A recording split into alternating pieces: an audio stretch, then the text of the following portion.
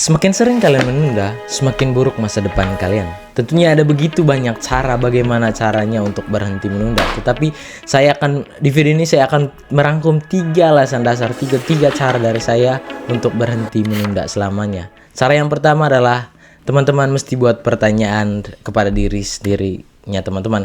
Kebanyakan diri kita terlalu banyak menghabiskan waktu untuk bertanya di Google, ChatGPT, Meta AI, di YouTube atau apapun itu caranya. Tapi sangat sedikit di antara kita yang menghabiskan waktu untuk bertanya kepada diri sendiri kenapa kita sering menunda.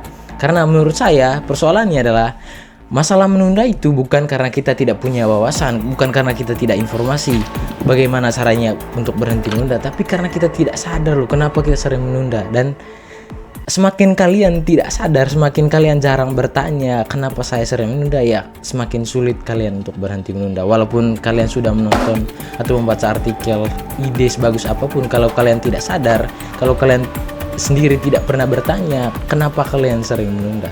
Oke, itu cara yang pertama. Cara yang kedua adalah berhenti berpikir besok masih ada waktu. Sadar atau tidak, kalian sering, kalau misalkan ada pekerjaan atau tugas, kalian sering berpikir bahwa ya udahlah besok saja saya ngerjain ini karena besok masih ada kesempatan, besok masih ada waktu. Saya berpikir ini hal utama ya, kenapa kita sering menunda, karena kita berpikir bahwa besok masih ada kesempatan dan besok masih ada waktu. Dan penundaan itu kan karena kita berpikir bahwa besok masih ada waktu. Saya berpikir kalau teman-teman pengen berhenti menunda, ya berhenti berpikir bahwa besok masih ada kesempatan. Cara yang ketiga adalah hal pertama duluan. Gimana maksudnya? Maksudnya gini loh, kalau misalkan teman-teman ada jadwal, misalkan saatnya cuci piring, ya teman-teman mesti cuci piring, jangan lari. Kalau misalkan jamnya untuk membaca buku, ya harus membaca buku, jangan tidur, ya kan. Kalau saatnya bangun pagi, ya bangun pagi, ya kan. Jangan scrolling TikTok aja. Jadi persoalannya teman-teman, maksud saya hal pertama duluan adalah kalau misalkan jamnya untuk membaca buku, ya harus membaca buku.